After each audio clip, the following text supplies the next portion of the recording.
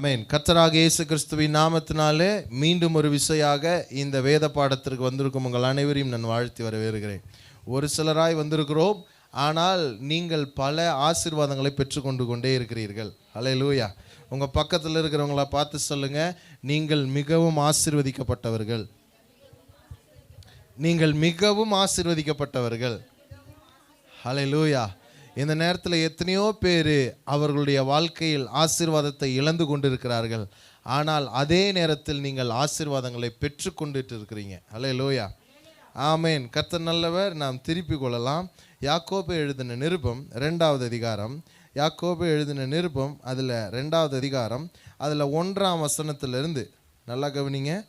1ஆம் வசனத்திலிருந்து 3ஆம் வசனம் வரைக்கும் நாம் வாசிக்க போகிறோம். 1ஆம் வசனத்திலிருந்து 3ஆம் வசனம் வரைக்கும் எல்லாரும் சேர்ந்து வாசிக்கலாங்களா? என் சகோதரரே, மகிமையுள்ள நம்முடைய கர்த்தராகிய இயேசு கிறிஸ்துவின் மேலுள்ள விசுவாசத்தை பட்சபாதத்தோடே பற்றி கொள்ளாதிருப்பீர்களாக. ஏனெனில் பொன்மோதிரமும் மினுக்குள்ள வஸ்திரமும் தரித்திருக்கிற ஒரு மனுஷனும் கந்தையான வஸ்திரம் தரித்திருக்கிற ஒரு தரித்திரனும் உங்கள் ஆலயத்தில் வரும்பொழுது மினுக்குள்ள வஸ்திரம் தரித்தவனை கண்ணோக்கி, நீர் இந்த நல்ல இடத்தில் உட்காரும் என்றும், தரித்திரனை பார்த்து நீ அங்கே நில்லு அல்லது இங்கே என் பாதபடி அண்டையிலே உட்காரு என்றும் நீங்கள் சொன்னால், உங்களுக்குள்ளே பேதகம் பண்ணி தகாத சிந்தனைகளோட நிதானிக்கிறவர்களாய் இருப்பீர்கள் அல்லவோ. அல்லேலூயா. அல்லேலூயா. மீதமுள்ள வசனங்களை நம்ம கீழே வாசிக்கலாம். பாருங்க, நாம் கிரியை செய்யும் விசுவாசத்தை குறித்து தியானித்து கொண்டிருக்கிறோம். யாக்கோபு 2வது அதிகாரத்தில் முழுவதுமாக எதை குறித்து ஆண்டவர் பேசி இருக்கிறார் என்றால், கிரியை செய்யும் விசுவாசம். என்னதுங்க? சத்தமாக சொல்லுங்க. கிரியை செய்யும் விசுவாசத்தை குறித்து தான் யாக்கோபு 2 அதிகாரம் முழுவதுமாக ஆண்டவர் நம்மளோட பேசி இருக்கிறார். ஆமென். இப்போ நல்லா கவனிக்க வேண்டியது என்னன்னா, கிரியை செய்யும் விசுவாசம்னா என்னதுன்றத நம்ம போன வாரம் வரைக்கும் தியானித்தோம் இல்லைங்களா?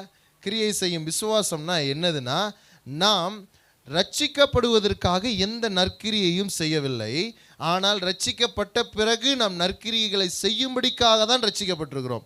அந்த வாழ்க்கை நன்றி உள்ள வாழ்க்கை. எத்தனை பேர் புரிஞ்சுக்கிறீங்க? நன்றி உள்ள வாழ்க்கை தான் நாம் நற்கிரியைகளை செய்கிறோம். எத்தனை பேர் புரிஞ்சுக்கிறீங்க? புரிஞ்சவங்க மாத்திரம். அதோட நின்றுல நாம் என்னவாக இருக்கிறோம்னாக்க தேவனுடைய செய்கையாய் இருக்கிறோம். அதற்காக தான் ரட்சிக்கப்பட்டிருக்கிறோம். எதற்காக ரட்சிக்கப்பட்டிருக்கிறோங்க? நாம் தேவனுடைய செய்கையாய் இருக்கும்படிக்கு தான் ரட்சிக்கப்பட்டிருக்கிறோம். சத்தத்தை உயர்த்தி சொல்லுங்க. நாம் தேவனுடைய செய்கையாய் இருக்கும்படிக்கு ரட்சிக்கப்பட்டிருக்கிறோம். அல்லேலூயா. புரிஞ்சவங்க மாத்திரம் ஒரு அல்லேலூயா சொல்லுங்க பார்க்கலாம். சரிங்க, அதற்காக தான் ரட்சிக்கப்பட்டிருக்கிறோம். இதில் பிசாசு கூட விசுவாசிக்குதுன்றதை கவனித்தோம். பிசாசும் எப்படி விசுவாசிக்கிறான்? தேவன் உண்டென்று விசுவாசிக்கிறான். அவர் இல்லாமல் இந்த உலகம் இயங்குவதில்லை என்று விசுவாசிக்கிறான். அவருக்கு பிசாசு நடுங்குகிறான். எல்லாமே நடக்கிறது. ஆனால் அவன் ஒன்றை மட்டும் விசுவாசிக்கிறது இல்லை.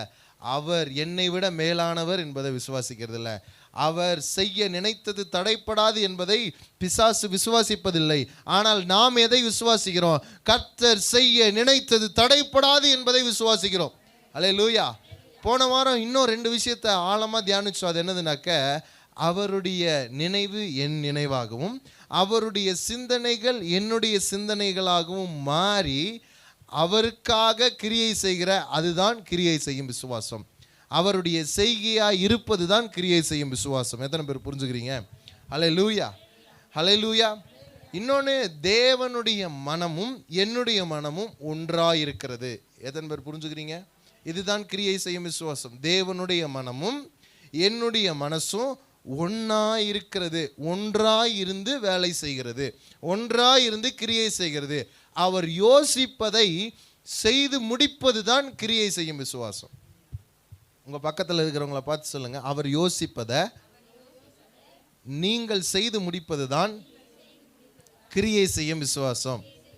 சரி, அவர் யோசிப்பதை நீங்கள் செய்து முடிக்கணும்னா உங்களுக்கு எப்பேற்பட்ட மனசு வேணும்னா, அவரை போலவே மனசு இருந்துச்சுனாக்க மட்டும்தான் அவர் யோசிக்கிறத உங்களால் செய்ய முடியும். இருக்கிறவங்கலாம் அல்லேலூயா. இதைத்தான் கிரியை செய்யும் விசுவாசம் என்று நாம் இத்தனை வாரங்களாக தியானித்தோம். இன்றைய தினத்தில் ஒன்றை தியானிக்க போகிறோம். அது என்னன்னாக்க, பட்சபாதம் இல்லாதிருங்கள். விசுவாசம், இப்படிப்பட்ட விசுவாசம் நமக்குள்ளராக இருக்க வேண்டும். இந்த விசுவாசத்திற்கு பெயர் என்னன்னாக்க பட்சபாதம் இல்லாத விசுவாசம். சொல்லுங்க, பட்சபாதம் இல்லாத விசுவாசம். பட்சபாதம் இல்லாத விசுவாசம். ஹல்லேலூயா. விசுவாசம் கிரியை செய்யணும். அது எப்படி கிரியை செய்யணும்? பட்சபாதம் இல்லாத விசுவாசமாக கிரியை செய்ய வேண்டும். பட்சபாதம் இருந்துச்சுனாக்க அப்ப நம்மிடத்தில் கிரியை செய்யும் விசுவாசம் இல்லை என்று அர்த்தம். நல்லா புரிஞ்சுக்கோங்க. பட்சபாதம் இல்லாத விசுவாசம் நம்மிடத்தில் இருக்கும் என்றால் நம்மிடத்தில் கிரியை செய்யும் விசுவாசம் இருக்கிறது என்று அர்த்தம். அல்லது பட்சபாதம் இல்லாத விசுவாசம், பட்சபாதம் இல்லாத விசுவாசம் நம்மிடத்தில் இல்லை என்றால் நம்மிடத்தில் கிரியை செய்யும் விசுவாசம் இல்லை என்று அர்த்தம். இருக்கிறவங்கலாம் ஹல்லேலூயா.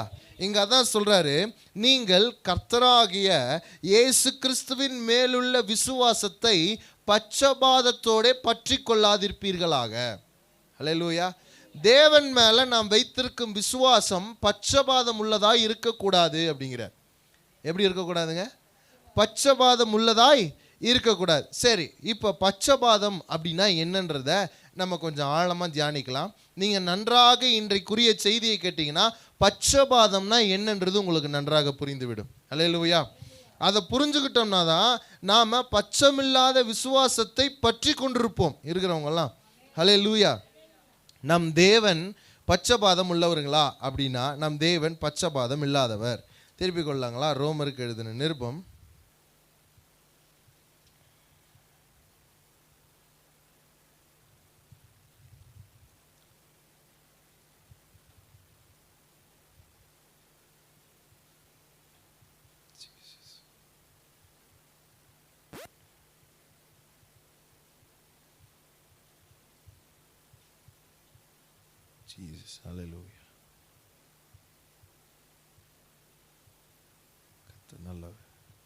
1 நிமிஷம் இருங்க.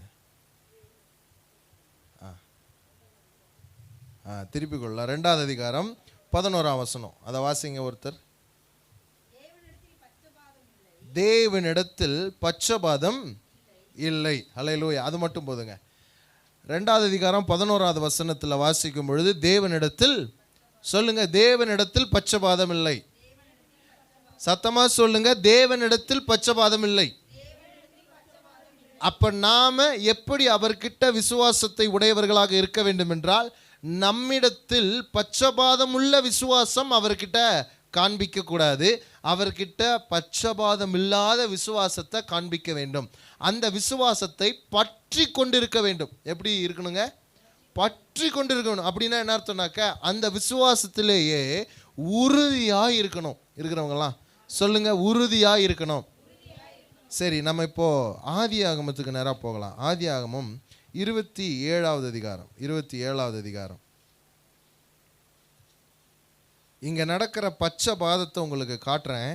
இந்த பட்சபாதத்தை நீங்கள் புரிஞ்சுக்கிட்டீங்கன்னா, இந்த பட்சபாதத்தை நீங்கள் புரிஞ்சுக்கிட்டீங்கன்னா உங்கள் வாழ்க்கையில் நீங்கள் தேவனிடத்தில் பட்சபாதமுள்ள விசுவாசத்தை உடையவர்களாக இருக்க மாட்டீங்க. ஹல்லேலூயா. வாசிக்கலாங்களா? 27ஆவது அதிகாரம் 1ஆம் வசனத்திலிருந்து நான் உங்களுக்காக வாசிக்கிறேன், கவனிங்கள். ஈசாக்கு முதிர் வயதானதினால் அவன் கண்கள் இருள் அடைந்து பார்வையற்று போனபோது அவன் தன் மூத்த குமாரனாகிய ஏசாவை அழைத்து, என் மகனே என்றார். அவன், இதோ இருக்கிறேன் என்றான். அப்பொழுது அவன், நான் முதிர் வயதானேன், என் மரணம் இன்ன நாளில் என்று அறியேன். ஆகையால் நீ உன் ஆயுதங்களாக்கி உன் அம்பரா துணியையும் உன் வில்லையும் எடுத்துக்கொண்டு வனத்துக்கு போய் எனக்காக வேட்டையாடி அதை எனக்கு பிரியமாயிருக்கிற ருசியுள்ள பதார்த்தங்களாக சமைத்து நான் புசிக்கவும் நான் மரணமடைய முன்னே என் ஆத்துமா உன்னை ஆசீர்வதிக்கவும் என்னிடத்தில் கொண்டு வா என்றான். ஹல்லேலூயா. ஈசாக்கு தன் குமாரனாகிய ஏசாவோடே பேசுகையில் ரெபேக்காள் கேட்டு கொண்டிருந்தால் ஏசா வேட்டையாடி கொண்டு வரும்படி வனத்துக்கு போனான். அப்பொழுது ரெபேக்காள் தன் குமாரனாகிய யாக்கோபை நோக்கி, உன் தகப்பன் உன் சகோதரனாகிய ஏசாவை அழைத்து நான் புசித்து எனக்கு மரணம் வரும் முன்னே கர்த்தரை முன்னிட்டு உன்னை ஆசீர்வதிக்கும்படி நீ எனக்காக வேட்டையாடி அதை எனக்கு ருசியுள்ள பதார்த்தங்களாக சமைத்து கொண்டு வா என்று சொல்ல கேட்டேன். ஆகையால் என் மகனே, என் சொல்லை கேட்டு நான் உனக்கு கற்பிக்கும்படி செய். நீ ஆட்டு மந்தைக்கு போய் 2 நல்ல வெள்ளாட்டு குட்டிகளை கொண்டு வா, நான் அவைகளை உன் தகப்பனுக்கு பிரியமானபடி ருசியுள்ள பதார்த்தங்களாக சமைப்பேன். உன் தகப்பன் தாம் மரணமடையும் முன்னே உன்னை ஆசீர்வதிக்கும்படி அவர் புசிப்பதற்கு நீ அதை அவரிடத்தில் கொண்டு போக வேண்டும் என்றாள். அல்லேலூயா.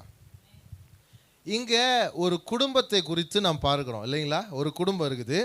இந்த குடும்பம் எப்படிப்பட்ட குடும்பம்னா தேவனை நம்பி இருக்கிற குடும்பம். தேவனை நம்பி இருக்கிற குடும்பம். இங்கே எத்தனை பேர் தேவனை நம்பி இருக்கிறீர்கள்? தேவனை நம்பி இருக்கிறவர்கள் ஒரு அல்லேலூயா சொல்லுங்க. அல்லேலூயா. தேவனை நம்பி இருக்கிற குடும்பம் ஈசாக்கின் குடும்பம் இருக்கிறவங்கலாம் அல்லேலூயா. ஈசாக்கின் குடும்பத்தில் அவங்க பசங்க 2 பேர் இருக்கிறாங்க. இதில் முதல் பையன் ஏசா, 2வது பையன் யாக்கோபு. இப்போ 2 பசங்களில் அப்பா நல்லா கவனிங்க, அப்பாவாகிய ஈசாக்கு அவங்க பையனை கூப்பிட்டு என்ன சொல்கிறாரு? அவங்க பையனை கூப்பிட்டு, எப்பா எனக்கு வயசாயிருச்சு, என் கண்ணெல்லாம் இருள் அடைஞ்சிக்கிட்டே போகுது, அதனால் நான் உன்னை ஆசீர்வதிக்க விரும்புகிறேன். நான் இறந்துட்டேனாக்கா அந்த ஆசீர்வாதத்தை உனக்கு கொடுக்க முடியாது. அதனால் நீ என்ன பண்ணு, நீ எனக்காக ஒரு வனத்துக்கு போய் வேட்டையாடி கொண்டு வந்து சமைச்சு கொண்டு வந்து கொடுத்தனா நான் அதை சாப்பிட்டுட்டு உன்னை ஆசீர்வதிக்கிறேன் அப்படிங்கிறார். அல்லேலூயா. அல்லேலூயா. இதை யார் கேட்டுட்டாங்க? ரெபேக்காள் கேட்டுட்டாங்க. ரெபேக்காள் கேட்டு அதை யாருக்கிட்ட போய் சொல்கிறாங்கன்னா யாக்கோப்கிட்ட சொல்கிறாங்க. யாக்கோபு ஏசாவை அவங்க அப்பா ஆசீர்வதிக்கிறேன்னு சொல்லிட்டாரு.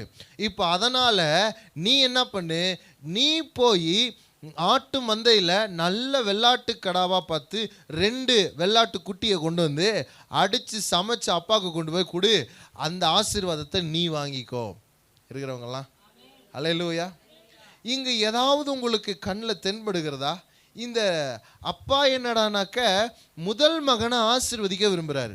அம்மா என்னடானாக்க 2வது பையன் அந்த ஆசீர்வாதத்தை பெற்றுக்கொள்ளணும்னு விரும்புகிறாங்க. நல்லா கவனிங்க, அப்பா முதல் பையனை ஆசீர்வதிக்க விரும்புகிறார். ஆனால் அம்மாவுக்கு என்னன்னாக்க அவன் ஆசீர்வாதத்தை, நல்லா கவனிங்க, அவன் ஆசீர்வாதத்தை பெற்றுக்கொள்ளக்கூடாது. யாக்கோப்பு தான் அந்த ஆசீர்வாதத்தை பெற்றுக்கொள்ள வேண்டும். என்ன காரணமாக இருக்கும் சொல்லுங்க பார்க்கலாம். ஏன் அப்பா அவரை ஆசீர்வதிக்கணும்னு நினைக்கிறாரு, அம்மா இவங்க ஆசீர்வதிக்கப்படணும்னு நினைக்கிறாங்க? என்ன காரணமாக இருக்கும்?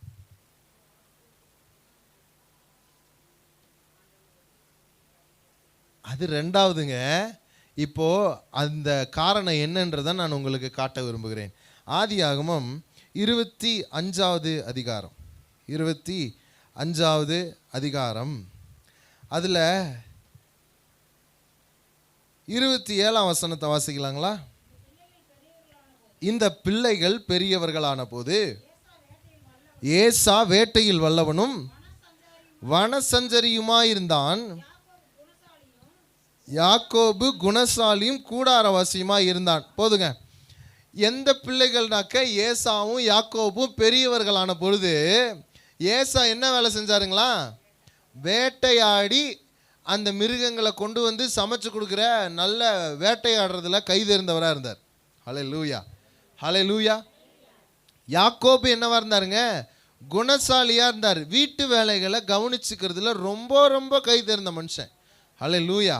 சமைக்கிறது, பயிற்றங்குழி செய்கிறது, அதுக்கப்புறம் வீட்டை நல்லா சுத்தபத்தமாக வச்சுக்கிறது, வீட்டில் இருக்கிற காரியங்களை நல்லா பார்த்துக்கிறது யாருனாக்க யாக்கோபு. ஊர் சுற்றி பல இடங்களுக்கு சென்று அந்த மிருகங்களை வேட்டையாடி கொண்டு வருது யாருனாக்க ஏசா. ஹல்லேலூயா. ஏசாவை அப்பாவுக்கு பிடிச்சிருச்சு, யாக்கோபை அம்மாவுக்கு பிடிச்சிருச்சு. காரணம் என்னன்றதை அடுத்த வசனம் சொல்லுது பாருங்க, வாசிக்கலாம். ஏசா வேட்டையாடி கொண்டு வருகிறது ஈசாக்கினுடைய வாய்க்கு ருசிகரமாய் இருந்ததினாலே ஏசாவின் மேல் பட்சமாயிருந்தான். என்ன காரணத்தினால ஏசாவின் மேல அவங்க அப்பா பட்சமா இருந்தாருங்க? வேட்டைக்கறி கொண்டு வரதுனால அவங்க அப்பாவுக்கு ஏசா மேல பட்சம் வந்துருச்சு. இருக்கிறீங்களா? ஹல்லேலூயா. ஏசாவின் மேல் பட்சமா இருக்க காரணம் என்னதுங்க? வேட்டைக்கறி. என்ன கறிங்க? வாய்க்கு போட்டா ஆசீர்வாதம் வந்துடுது ஈசாக்கு வாயிலிருந்து. ஹல்லேலூயா. ஹல்லேலூயா. ஈசாக்குக்கு அவனிடத்திலிருந்து ஏதோ ஒன்று வருகிறபடியினால் அவன் மேல் பட்சமாயிருந்தான். புரிஞ்சுக்கிறீங்களா? ஈசாக்குக்கு தன் மகனிடத்திலிருந்து வேட்டை கறி வருவதினால் மாத்திரம்தான் பட்சமா இருந்தார். மறுபடியும் சொல்றேன், ஈசாக்கு தன் மகனாகிய ஏசாவின் இடத்திலிருந்து வேட்டக்கறி வரதுனால தான் ஏசாவின் மீது பட்சமா இருந்தார். புரிஞ்சவங்கலாம்? சரி, அடுத்தது அவங்க அம்மா எப்படி இருக்கிறாங்க பாருங்க. ரெபேக்காலோ யாக்கோபின் மேல் பட்சமா இருந்தார். யார் மேல பட்சமா இருந்தாங்க? ஏன்னா யாக்கோபு ஒரு குணசாலியா இருந்தான். என்னவா இருந்தானுங்க? குணசாலியா இருந்தான். குணசாலியும் கூடாரவாசியுமா இருந்தான். அவன் வீட்டில் தங்கி இருப்பான், வீட்டு காரியங்களை கவனிச்சுக்குவான், வீட்டில் இருக்கிற காரியங்களை சுத்தபத்தமாக வச்சுக்குவான். இது யாருக்கு பிடிக்கும்? ஏங்க, வீடு தொடச்சா யாருக்கு பிடிக்கும்? பாத்திரம் விளக்குனா யாருக்கு பிடிக்கும்? சாப்பாடு செஞ்சால் யாருக்கு பிடிக்கும்? இப்போ அப்பாவும் அம்மாவும் தங்களுடைய மகன்கள் மேலே வச்சிருக்கிற அந்த பாசம் எதனால்? அவங்களுடைய தேவை சந்திக்கப்படுறதுனால அவங்க மேலே என்னத்தை வச்சிருக்கிறாங்க? பாசம் வச்சிருக்கிறாங்க. இது ஏன் பையன். யாரு? ஏசா ஏன் பையன்னு ஈசாக்கு சொல்லுவார். ரெபேக்கால் யாக்கோபு ஏன் பையன் அப்படிம்பாங்க.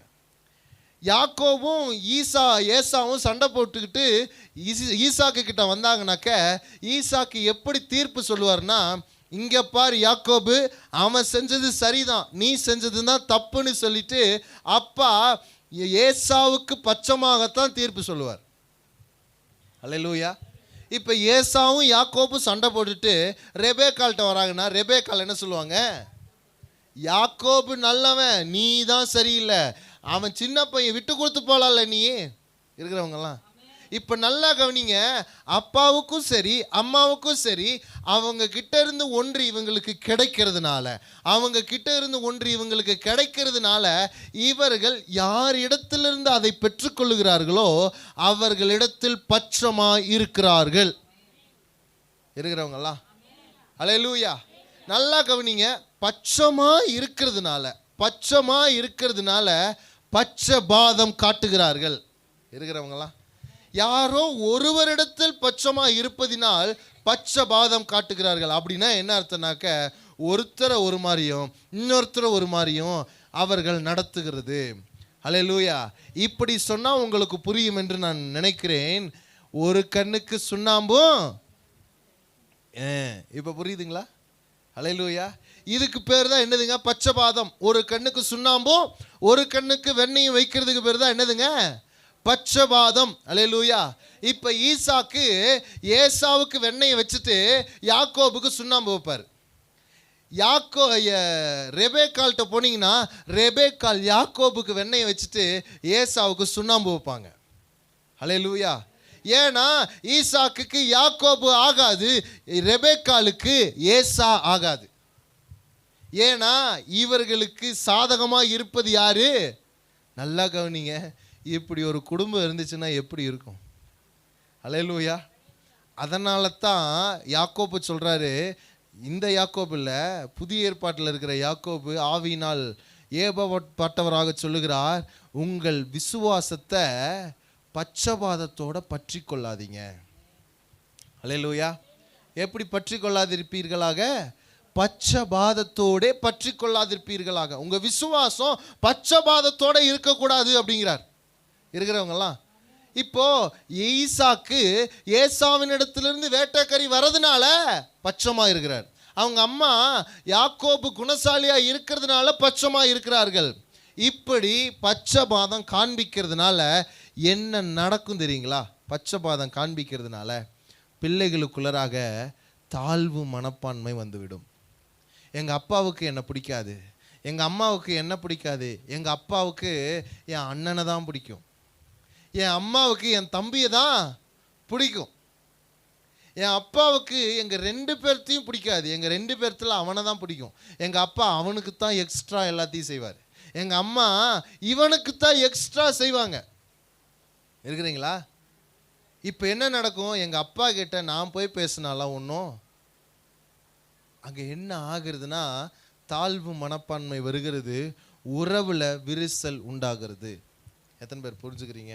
பட்சபாதம் இருக்குமே ஆனால் குடும்பத்தில் நம்முடைய பிள்ளைகள் கிட்ட முதல் பிரச்சனை என்னதுனாக்க தாழ்வு மனப்பான்மை வருகிறது. ஹல்லேலூயா.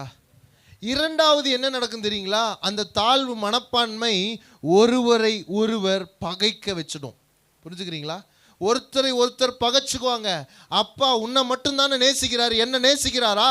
அம்மா உன்னை மட்டும்தானே நேசிக்கிறாங்க, என்ன நேசிக்கிறாங்களான்னு இருவருக்குள்ளரையும் சண்டைகள் வந்துடும். இருக்கிறவங்களாம் சண்டைகள் வரும். ஹல்லேலூயா. காரணம் என்னதுங்க? அப்பா அம்மாவுடைய பட்சபாதம். அப்பா அம்மாவுடைய பட்சபாதம் தாழ்வு மனப்பான்மையை உண்டாக்கி சண்டையை வருவிக்கிறது. இருக்கிறவங்கெல்லாம் சண்டை வந்தோன்னா என்ன நடந்துடும்? பிரிஞ்சிருவாங்க. என்ன வந்துருங்க? பிரிஞ்சிருவாங்க. இப்போ நல்லா சொல்லுங்க, பட்சபாதம் நம்ம இடத்தில் இருந்தால் என்னென்ன உண்டாகும்? முதல்ல இருந்து சொல்லுங்க. தாழ்வு மனப்பான்மை, ரெண்டாவது சண்டை, மூணாவது பிரிஞ்சிருவாங்க. ஹல்லேலூயா. நல்லா உங்ககிட்ட மறுபடியும் கேட்குறேன், பட்சபாதம் இருந்துச்சுன்னா அங்கே என்னென்ன உண்டாயிடுங்க? தாழ்வு மனப்பான்மை, சண்டை, பிரிவினை. இது மூணும் வந்து அந்த குடும்பத்தை ஒரு வழி ஆக்கிடும். இருக்கிறவங்க மாத்திரம் ஒரு ஹல்லேலூயா சொல்லுங்களேன். ஹல்லேலூயா. இப்போ நல்லா கவனிச்சுட்டே வாங்க. இப்போ ஈசாக்குக்கு ஏசாவின் மேலே பட்சம், ரெபேக்காளுக்கு யாக்கோபின் மேலே பட்சம். அதனால் என்ன பண்ணுறாங்க? ஈசாக்கு ஏசாவை ஆசீர்வதிக்கணும்னு விரும்புகிறாரு, ரெபேக்காள் யாக்கோபை ஆசீர்வதிக்கணும்னு விரும்புகிறாங்க. நடந்தது என்னதுங்க? ஏமாற்றி தோல் உடுத்தி ஆட்டுத்தோலை மேலே போட்டு போய் யாக்கோபு அவங்க அம்மா பேச்சை கேட்டு என்ன பண்ணிட்டாரு? நல்லா கவனிங்க. நாம் பிள்ளைகள் இடத்தில் எந்த அளவுக்கு பட்சமாக இருக்கிறோமோ, அதாவது ரெண்டு பேர்த்து மேலேயும் பட்சமாக இருந்தால் தப்பு கிடையாது. நாம் ஒருவர் மேலே பட்சம் வச்சு ஒருவரை விரோதிச்சோம்னாக்க, ஒரு கண்ணுக்கு வெண்ணையும் ஒரு கண்ணுக்கு சுண்ணாம்பு வச்சோம்னா நம்முடைய பிள்ளைகளை நாமே தவறான பாதைகளுக்கு நடத்துவோம். புரிஞ்சுக்கிறீங்களா? ஹல்லேலூயா. நம் பிள்ளைகள் மேலே ரொம்ப பாசம் வச்சு அவங்களிடத்தில் ரொம்ப பட்சமாக இருந்தோம்னா நடக்கிற காரியம் என்னது தெரியுங்களா? நாமளே நம்முடைய பிள்ளைகளை தவறான பாதைக்கு நடத்துகிறோம். ரெபேக்காள் யாக்கோபின் மீது பட்சம் வச்சிருந்தாங்க. அவர்கள் யாக்கோபின் மீது பட்சமாக இருந்தபடினால அவர்கள் பொய் சொல்லி அனுப்பி வைக்கிறாங்க. ஒரு பொய்யை சொல்லும்படி, நடிக்கும்படி, மாயம் பண்ணும்படி, ஏமாற்றும்படி சொல்லி அனுப்பி வைக்கிறாங்க. இருக்கிறவங்களா?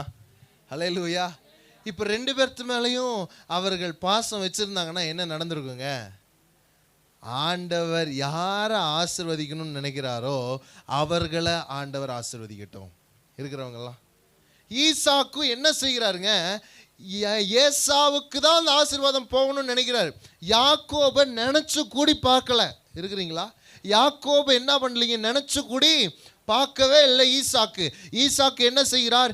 ஏசா தான் என் பையன், ஏசா தான் வேட்டைக்கறி கொண்டு வருவான், ஏசா தான் எனக்கு பட்சமாக இருக்கிற பையன், நான் பெற்ற பையன்னு சொல்லிட்டு மாறு தட்டி கொண்டு இருக்கிறவர் ஈசாக்கு. அப்போ இவர் பெற்றது யாக்கோபு இல்லையா? ஹல்லேலூயா. இவர் தானே பெற்றெடுத்தார் யாக்கோபையும். இப்போ ரெண்டு பேர்த்துக்கிட்டையும் என்ன இல்லைனாக்க, ரெண்டு பேர்த்து மேலேயும் அன்பு வைக்கிற அந்த அன்பு ரெண்டு பேர்த்துக்கிட்டையும் இல்லை. ஹல்லேலூயா. அவர் என்ன செய்கிறாரு?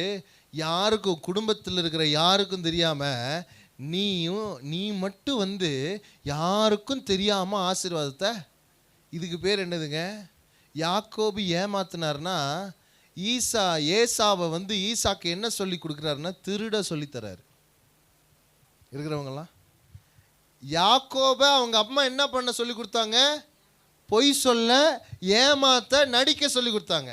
ஈசாக்கு ஏசாவுக்கிட்ட என்னத்தை சொல்லி கொடுத்தாருங்க? திருட கற்றுக் கொடுக்குறாரு. எப்படி? யாருக்கும் தெரியாமல் வந்து ஆசீர்வாதத்தை வாங்கிக்கும். குடும்பத்தில் இருக்கிற எல்லாத்துக்கிட்டையும் அதை சொல்லியிருக்கணுமா கூடாதுங்களா? யாருக்கிட்டையும் சொல்லலை. அவர் யாருக்கிட்ட மட்டும்தான் சொல்கிறாரு? ஏசா, நீ சீக்கிரமாக இப்போ வேட்டையாடி கொண்டு வந்து சமைச்சு கொண்டு வந்து கொடுத்தனா நான் உன்னை. அல்லேலூயா. யாருக்கும் தெரியாமல் வந்த ஆசீர்வாதத்தை. இப்போ நல்லா கவனிங்க. பட்சபாதம் இருந்துச்சுன்னா நாமளே எதற்கு நேராக நடத்துகிறோம்? பொய்யுக்கு நேராக, ஏமாற்றுதலுக்கு நேராக, திருடுறதற்கு நேராக நம் பிள்ளைகளை நடத்துகிறோம். இருக்கிறீங்களா? ஹல்லேலூயா. ஹல்லேலூயா. இதனால் என்ன நடந்துச்சு அப்படின்னா, இதனால் என்ன நடந்துச்சுன்னா வாசிக்கலாங்களா? 27வது அதிகாரம், ஆதியாகமம் 27வது அதிகாரம் 42வது வசனத்தை வாசிக்கலாங்களா? மூத்த மகனாகிய ஏசாவின் வார்த்தைகள் ரெபேக்காளுக்கு அறிவிக்கப்பட்டது. அப்பொழுது அவள் தன் இளைய மகனாகிய யாக்கோபை அழைத்து, உன் சகோதரனாகிய ஏசா உன்னை கொன்று போட நினைத்து தன்னை தேற்றிக் கொள்கிறான். ஆகையால் என் மகனே, நான் சொல்வதை கேட்டு எழுந்து புறப்பட்டு ஆரானில் இருக்கிற என் சகோதரனாகிய லாபானிடத்தில் ஓடிப்போய் உன் சகோதரனுடைய கோபம் தனியும் மட்டும் சில நாள் அவனிடத்தில் தங்கியிரு. உன் சகோதரன் உன்மேல் வைத்த கோபம் தனிந்து நீ அவனுக்கு செய்ததை அவன் மறந்த பின் நான் ஆள் அனுப்பி அவ்விடத்திலிருந்து உன்னை அழைப்பிப்பேன். நான் ஒரே நாளில் உங்கள் இருவரையும் ஏன் இழந்த போக? இந்த யோசனை எப்போ முன்னாடியே வரல? ஏன் ஒரே நாளில் 2 பேர்த்தையும் இழந்து போகணும்னு இப்போ யோசிக்கிற அந்த யோசனை முன்னாடியே ஏன் வரல? காரணம் பட்சபாதம். என்னதுங்க? பட்சபாதம். அல்லேலூயா. பட்சபாதத்திற்கு காரணம் என்னதுனாக்க, அவர்களிடத்திலிருந்து நன்மை வருவதினால் உண்டாயிருக்கிற அன்பு.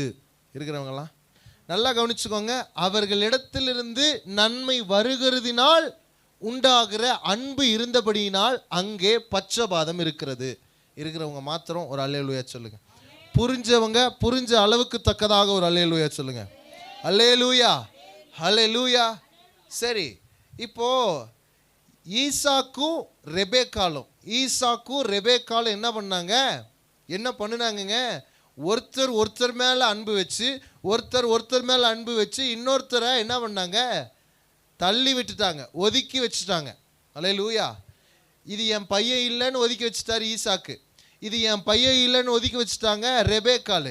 இப்போ 2 பேருமே என்ன பண்ணிட்டாங்க? 2 பேர்த்தையும் ஒதுக்கி வச்சுட்டாங்க. பட்சபாதம் பொய்யுக்கு நேராக, ஏமாற்றுதலுக்கு நேராக மட்டும் நடத்தாது, ஒதுக்கியும் வச்சணும். என்னென்ன பண்ணுது பார்த்தீங்களா பட்சபாதம் தாழ்வு மனப்பான்மையை கொண்டு வருகிறது. பட்சபாதம் சண்டைகளை உருவாக்குகிறது. பட்சபாதம் பிரித்து விடுகிறது. பட்சபாதம் பொய்யுக்கு நேராக நடத்துது. பட்சபாதம் திருடுறதுக்கு நேராக நடத்துது. பட்சபாதம் தாங்களே தங்களுடைய பிள்ளைகளை தவறான பாதைகளுக்கு நடத்துவதற்கு ஏதுவாக இருக்கிறது. எதன் பேர் புரிஞ்சுக்கிறீங்க? ஹல்லேலூயா, ஹல்லேலூயா. இது என் பையன், இது என் பொண்ணு, அப்படி இல்லை, 2 பேருமே என் பசங்க. இருக்கிறீங்களா? ஹல்லேலூயா, ஹல்லேலூயா. சரி, ஆனால் இவங்க 2 பேரும் தான் பட்சபாதத்தோடு நடந்துக்கிட்டாங்க. இதனால யாக்கோபு 14 வருஷம் வீணாய் காலத்தை செலவிட்டார். தன்னுடைய மாமனாய் இருக்கிற லாபான் கிட்ட ஏமாந்துட்டார். இருக்கிறீங்களா? ஏசா என்ன ஆயிட்டாரு? தேவனை நம்பி வாழாம கானான் தேசத்து பெண்களை என்ன பண்ணிட்டாருங்க? திருமணம் செஞ்சு அவர் தேவனை விட்டு விலகி போயிட்டார் ஏசா. நீங்கள் வேணா வாசிச்சு பாருங்க. ஹல்லேலூயா.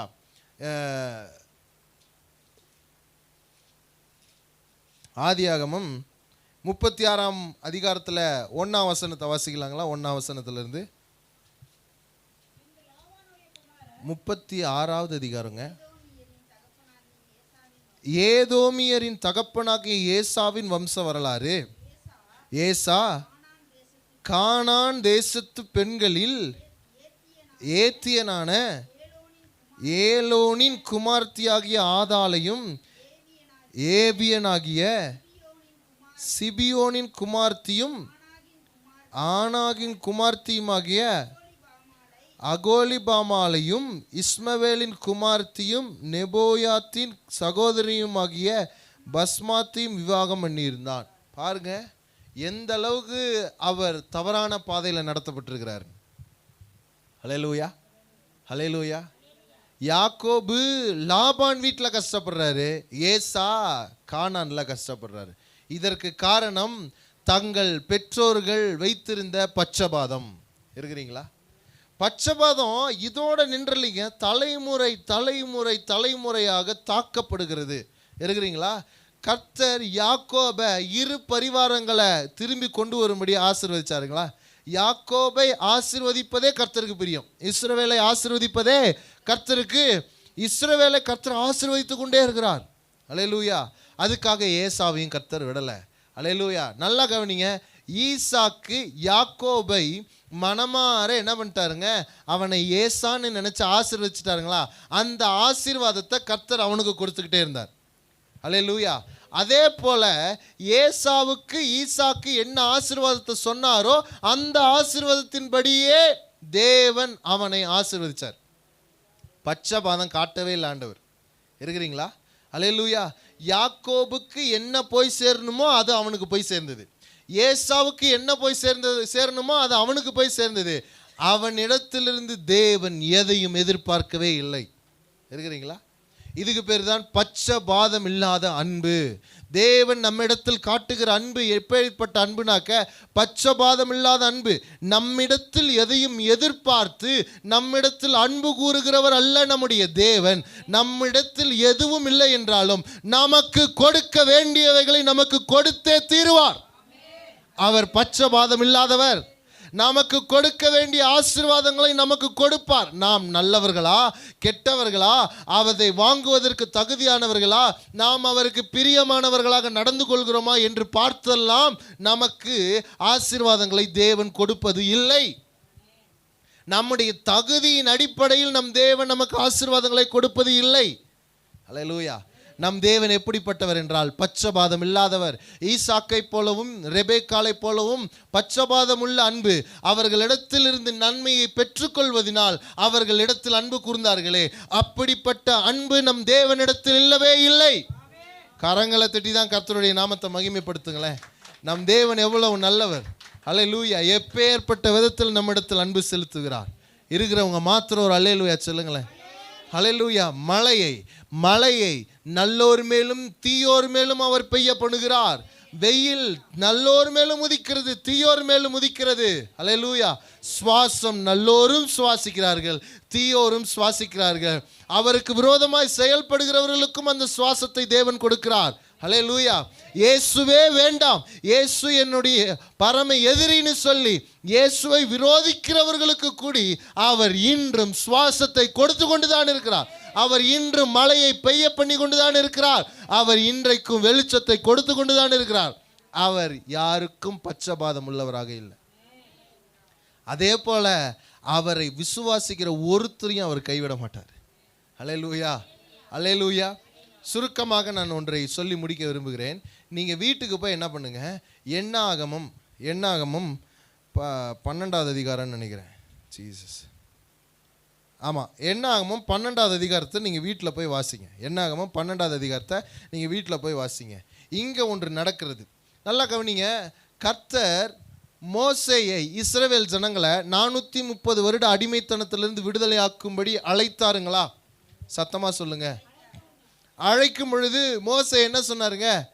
நான் திக்குவாயும் மந்தனாவும் உள்ளவன், நான் போய் எப்படி ஆண்டவரே இதெல்லாம் செய்வேன் அப்படின்னு ஒன்ன. இனி அப்படி சொல்லாத, நான் உன்னை அழைச்சனாக்கா அழைச்சது தான். அல்லேலூயா. நான் உனக்கு கொடுக்கறத உனக்கு கொடுப்பதான். நீ மந்தனாக்கோ, நீ திக்குவாயோ, நீ உனக்கு தகுதி இருக்கோ தகுதி இல்லையோ அதை பற்றி நீ கவலைப்பட வேணாம். உனக்கு அழைப்பு இருக்கிறது, நீ போ. அல்லேலூயா. அப்போ ஆண்டவரே, என் வாய் தான் திக்கி திக்கி பேசுவனே ஆண்டவரே, போயிட்டு கர்த்தர்னு சொல்கிறதுக்குள்ளார எனக்கு பயம் வந்துடும். நான் போய் கர்த்தர்னு சொல்லவே முடியாது, எனக்கு சொல்கிறதுக்கு கஷ்டம். நான் என்ன பண்ணுறது?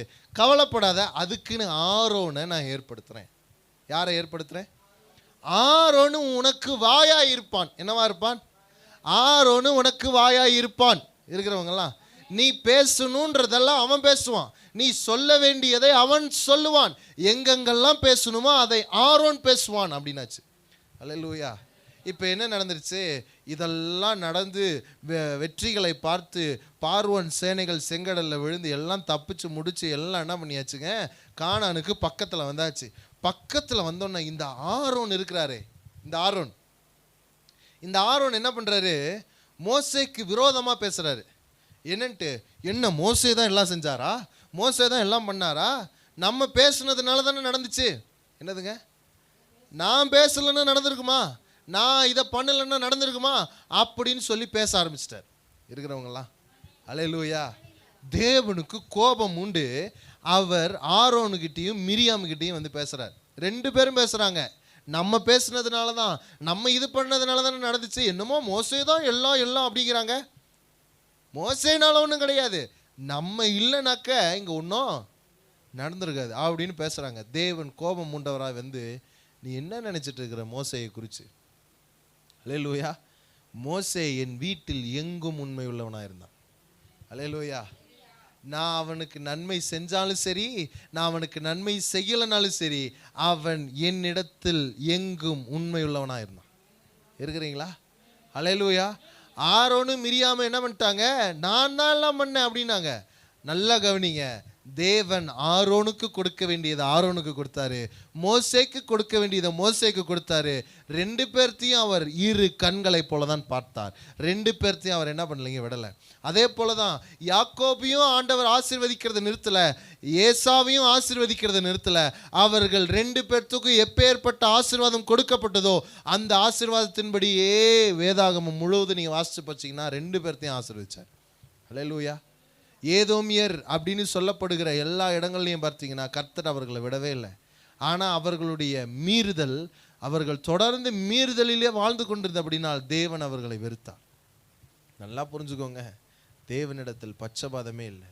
தேவன் உங்களையும் ஒரே மாதிரி தான் பார்க்குறாரு, மற்றவர்களையும் ஒரே மாதிரி தான் பார்க்குறாரு. அல்லேலூயா.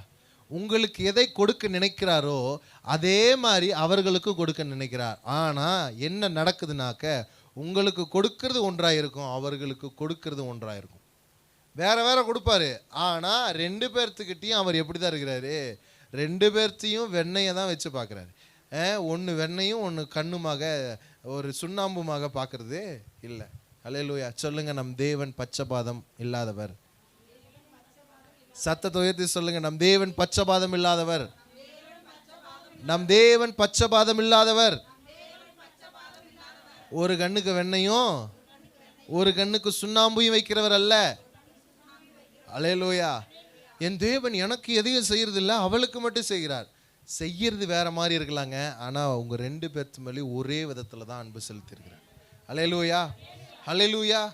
நம் அனைவருக்கும் ஒரே சிலுவை தான், நம் அனைவருக்கும் ஒரே ரத்தம் தான், நம் அனைவருக்கும் ஒரே மாம்சம் தான்.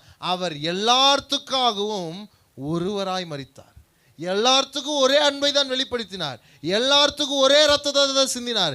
எல்லாத்துக்கும் ஒரே மாம்சத்தை தான் கொடுத்துருக்கிறார். இருக்கிறவங்கலாம் எல்லார்கிட்டையும் ஒரே அன்பை தான் கொடுத்துருக்கிறார். இது எத்தனை பேர் விசுவாசிக்கிறீங்க? விசுவாசிக்கிறவங்க மாத்திரம், என் ஆண்டவர் பட்சபாதம் இல்லாதவர் சொல்றவங்க மாத்திரம் விசுவாசிக்கிற அளவுக்கு தக்கதாக ஒரு அல்லேலூயா சொல்லுங்க பார்க்கலாம். அல்லேலூயா. எல்லாரும் கண்களை மூடி, ஆண்டவரே நீங்கள் என் மேலே வச்சிருக்கிற பட்சபாதம் இல்லாத அன்புக்காக நன்றி ராஜா. நீங்கள் என்கிட்ட எதையும் எதிர்பார்க்கறதில்ல, என் தகுதியை நீங்கள் எதிர்பார்க்கறதில்ல, என்னிடத்திலிருந்து வருகிற நன்மைகளை நீங்கள் எதிர்பார்க்காம என்னிடத்தில் உங்களுடைய அன்பை காண்பித்து, ஆண்டவரே நீங்கள் என்னிடத்தில் பட்சபாதம் இல்லாதவராக இருக்கிறீரே, உமக்கு நான் நன்றி செலுத்துகிறேன்னு சொல்கிறவங்க மாத்திரம், அவருக்கு நன்றி செலுத்துகிறேன்னு சொல்கிறவங்க மாத்திரம் உங்கள் உள்ளத்தின் ஆழத்திலிருந்து அவருக்கு நன்றி செலுத்துவீங்களா? ஜீசஸ். எல்லாரும் உங்க வாய்களை திறந்து அக்கினி பாசையினால அவரோட பேசுங்க. அக்கினி பாசையினால அவரிடத்தில் உங்களுடைய பட்சபாதம் இல்லாத அன்பை, பட்சபாதம் இல்லாத உங்கள் விசுவாசத்தை வெளிப்படுத்துங்க. ஓ ராக்கா மனாத்தியா லகதுரபலமா. கர்த்தாவே, நீர் கொடுக்கிற நன்மையினால் உம்மை நான் விசுவாசிக்கவில்லை, நீங்க கொடுக்கிற ஆசீர்வாதங்களால் நான் உம்மை விசுவாசிக்கவில்லை. கர்த்தாவே, உங்களோட இருக்கிற உறவுனால நான் உம்மை விசுவாசிக்கிறேன். கர்த்தாவே, நீர் எனக்கு வேண்டும், நீர் எனக்கு வேண்டும். பட்சபாதத்தோடு அல்ல ஆண்டவரே, நீர் நன்மை செய்தாலும் நீர் நன்மை செய்யாவிட்டாலும் என் வாழ்க்கையில் எது நடந்தாலும் நீர் எனக்கு நல்லதை தான் செய்வீர் என்பதை நான் நம்புகிறேன். நான் அதை மறக்கவே மாட்டேன் கர்த்தாவே. Yes yes yes. எல்லாரும் உங்க வாய்களை திறந்து, அப்பா நீர் பட்சபாதம் இல்லாதவர், நானும் பட்சபாதம் இல்லாத அளவுக்கு உம்மிடத்தில் என் விசுவாசத்தை வெளிப்படுத்துகிறேன்னு சத்தத்தை உயர்த்தி, உங்கள் சத்தத்தை உயர்த்தி அக்கினி பாசையை பேசுங்க பார்க்கலாம். ஏகா நாமா ஷோ தியல கதர பலக்கடபா ரீகா யமனன் துரபல கதரகலகடகதரபா ரீபா மனந்துர பலக்கதி அரகலகட பலபதுரபா. நான் நன்மை எதிர்பார்த்து அல்ல ராஜா, நான் ஆசீர்வாதங்களை எதிர்பார்த்து அல்ல, நீர் எனக்கு நன்மை செய்ததினால் அல்ல, நீர் என் அப்பா, நீர் என் தேவன், நீர் எனக்கு பிரியமானவர், நீர் என்னிடத்தில் அன்பு வெளிப்படுத்தி இருக்கிறீர், அதனால் நான் உம்மிடத்தில் விசுவாசம் உள்ளவனா இருக்கிறேன். ஷாக்கா யமல துரபல கடக தரபல மனம கடபா ரீதா ரலப துரபல கடபா. ஆண்டவரே, இந்த இடத்துல வந்து அமர்ந்திருக்கிற ஒவ்வொருவருடைய இருதயமும் ராஜா ஆண்டவரே உங்களுடைய பட்சபாதம் இல்லாத அன்பை ருசித்து பார்ப்பதாக, உங்க பட்சபாதம் இல்லாத அன்பை ருசித்து பார்ப்பதாக. ஈசாக்கை போலவும் ரெபேக்காளை போலவும் பட்சபாதம் உள்ள தேவன் அல்ல ராஜா. நீங்க பட்சபாதம் இல்லாதவர் கர்த்தாவே. எங்கள் மேல நீங்க வச்சிருக்கிற அன்பு ஒரு துளி கூடி குறையவே இல்லை கர்த்தாவே. எதற்காகவும் உம்முடைய அன்பு குறையவே இல்லை ராஜா. எங்கள் மேல நீங்க வச்சிருக்கிற அன்பை நீங்க குறைக்கவே இல்லவே இல்லை. எஸ், இங்கே அமர்ந்திருக்கிற அனைவர் மேலேயும் நீங்கள் ஒரே விதத்தில் தான் அன்பை செலுத்தி இருக்கிறீங்க ராஜா. ஆண்டவரே, ஒருத்தருக்கு ஒரு மாதிரி செய்கிறவர் அல்ல நீங்க. ஒருத்தருக்கு நன்மை செய்து ஒருத்தருக்கு தீமை செய்கிறவர் அல்ல நீங்க. ஆண்டவரே, வருகிற ஒவ்வொருவரையும் நீங்க உம்முடைய அன்பின் நிறைவினால் ஆசீர்வதிக்கிறவர் கர்த்தாவே. இங்கே வந்திருக்கிற ஒவ்வொருவரையும் நீங்கள் ஆசீர்வதித்து அனுப்புங்க. இந்த வார்த்தைகளால் குடும்பத்தில் பட்சபாதம் நீங்கட்டும் ராஜா. குடும்பத்தில் இருக்கிற பட்சபாதங்கள் ஒளியட்டு இயேசுவின் நாமத்தினால. பிள்ளைகளிடத்தில் வைத்திருக்கிற பட்சபாதங்கள் ஒளியட்டுங்க தாவே. ஆண்டவரே, பிள்ளைகளை மன உளைச்சலுக்குள்ளரையும் சண்டைக்குள்ளரையும் பிரிவினைகளுக்குள்ளரையும் பொய்யுக்குள்ளரையும் திருட்டுக்குள்ளரையும் ஆண்டவரே கொலை செய்கிற அளவுக்கு பகையை உண்டாக்குகிற அந்த பிரிவினையை உண்டாக்குகிற இந்த பட்சபாதங்கள் எல்லாம் இயேசுவின் நாமத்தினால விசுவாச அசெம்பிளி திருச்சபை மக்கள் குடும்பங்களிலிருந்து நீங்கட்டும் என்று நாங்கள் ஜெபிக்கிறோம். பட்சபாதங்கள் நீங்கட்டும். எங்கள் தூதர் மட்ட மக்களுடைய வாழ்க்கையில் இப்படிப்பட்ட பட்சபாதங்கள் நீங்கட்டும் என்று நாங்கள் ஜெபிக்கிறோம் கர்த்தா. இயேசுவின் நாமத்தினால வந்த ஒவ்வொருவரையும் ஆசீர்வதிக்கிறோம் கர்த்தாவே. இயேசுவின் நாமத்தில் ஜெபிக்கிறோம் நல்ல பிதாவே, ஆமென். என் ஆத்துமாவே கர்த்தரை ஸ்தோத்திரி, என் முழு உள்ளமே பரிசுத்த நாமத்தை ஸ்தோத்திரி. என் ஆத்துமாவே கர்த்தரை ஸ்தோத்திரி, கர்த்தர் செய்த சகல உபகாரங்களையும் மறவாதே. ஆமேன், ஆமேன், ஆமேன். நம்முடைய கர்த்தராகிய இயேசு கிறிஸ்துவனுடைய கிருபையும் பிதாவாகிய தேவனுடைய அன்பும் பரிசுத்த ஆவியானவருடைய அந்யோன்யமும் ஐக்கியமும் இன்றும் என்றும் சதா காலங்களிலும் உங்கள் அனைவரோடும் என்றென்றும் நிலைத்து நிற்பதாக. ஆமேன், ஆமேன். அல்லேலூயா, அல்லேலூயா, அல்லேலூயா. கர்த்தர் தாமே உங்கள் அனைவரையும் ஆசீர்வதிப்பார்.